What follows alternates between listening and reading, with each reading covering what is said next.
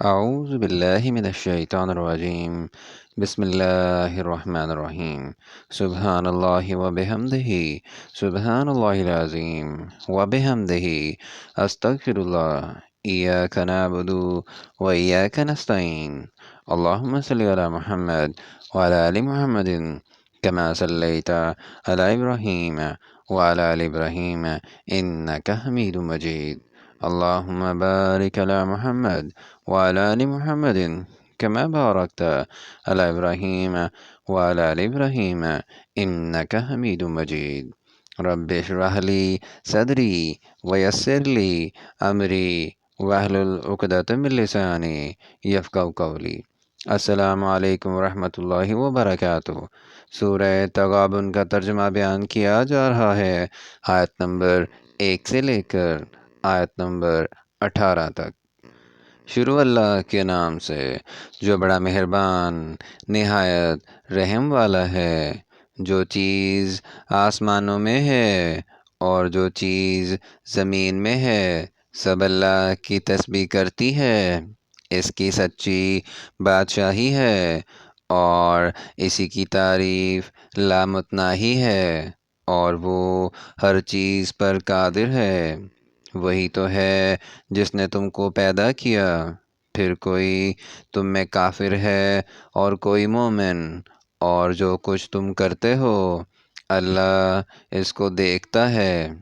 اسی نے آسمانوں اور زمین کو مبنی بر حکمت پیدا کیا، اور اسی نے تمہاری صورتیں بنائیں اور صورتیں بھی پاکیزہ بنائیں، اور اسی کی طرف تمہیں لوٹ کر جانا ہے۔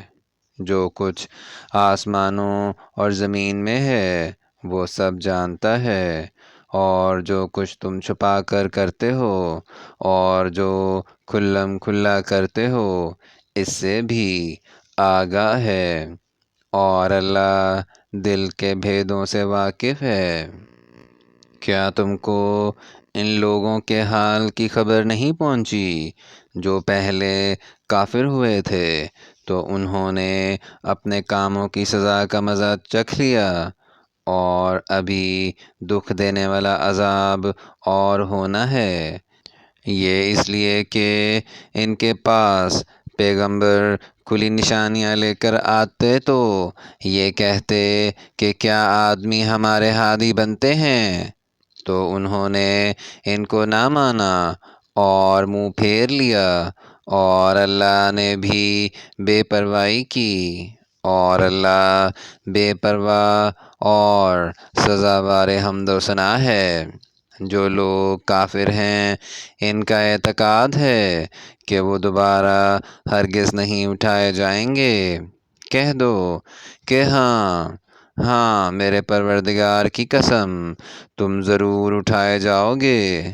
پھر جو کام تم کرتے رہے ہو وہ تمہیں بتائے جائیں گے، اور یہ بات اللہ کو آسان ہے۔ تو اللہ پر اور اس کے رسول پر اور نور قرآن پر جو ہم نے نازل فرمایا ہے ایمان لاؤ، اور اللہ تمہارے سب اعمال سے خبردار ہے۔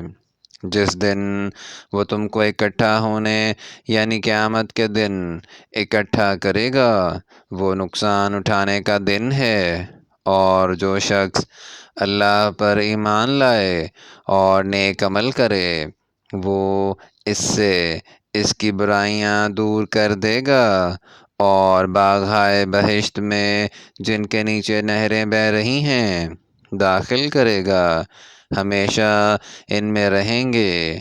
یہ بڑی کامیابی ہے۔ اور جنہوں نے کفر کیا اور ہماری آیتوں کو جھٹلایا وہی اہل دوزخ ہیں، ہمیشہ اس میں رہیں گے، اور وہ بری جگہ ہے۔ کوئی مصیبت نازل نہیں ہوتی مگر اللہ کے حکم سے، اور جو شخص خدا پر ایمان لاتا ہے وہ اس کے دل کو ہدایت دیتا ہے، اور اللہ ہر چیز سے باخبر ہے۔ اور اللہ کی اطاعت کرو اور اس کے رسول صلی اللہ علیہ وآلہ وسلم کی اطاعت کرو۔ اگر تم منہ پھیر لوگے تو ہمارے پیغمبر کے ذمے تو صرف پیغام کا کھول کھول کر پہنچا دینا ہے۔ اللہ جو معبود برحق ہے، اس کے سوا کوئی عبادت کے لائق نہیں، تو مومنوں کو چاہیے کہ اللہ ہی پر بھروسہ رکھیں۔ مومنوں، تمہاری عورتیں اور اولاد میں سے بعض تمہارے دشمن بھی ہیں، سو ان سے بچتے رہو، اور اگر معاف کر دو اور درگزر کرو اور بخش دو تو اللہ بھی بخشنے والا مہربان ہے۔ تمہارا مال اور تمہاری اولاد تو آزمائش ہے، اور اللہ کے ہاں بڑا اجر ہے، سو جہاں تک ہو سکے اللہ سے ڈرو اور اس کے احکام کو سنو اور اس کے فرما بردار رہو اور اس کی راہ میں خرچ کرو، یہ تمہارے حق میں بہتر ہے۔ اور جو شخص طبیعت کے بخل سے بچایا گیا تو ایسے ہی لوگ راہ پانے والے ہیں۔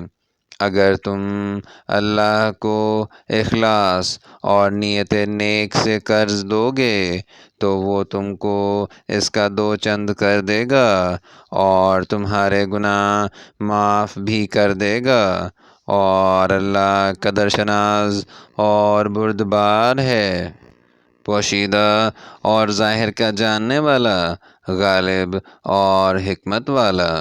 یہاں تک سورہ تغابن کا ترجمہ آیت نمبر 18 تک بیان کر دیا گیا ہے۔ اگر اس میں کوئی غلطی ہو جائے تو ہم اللہ تعالیٰ سے معافی چاہتے ہیں، اور دعا ہے کہ اللہ تعالیٰ ہماری ہدایت فرمائیں۔ آمین یا رب العالمین۔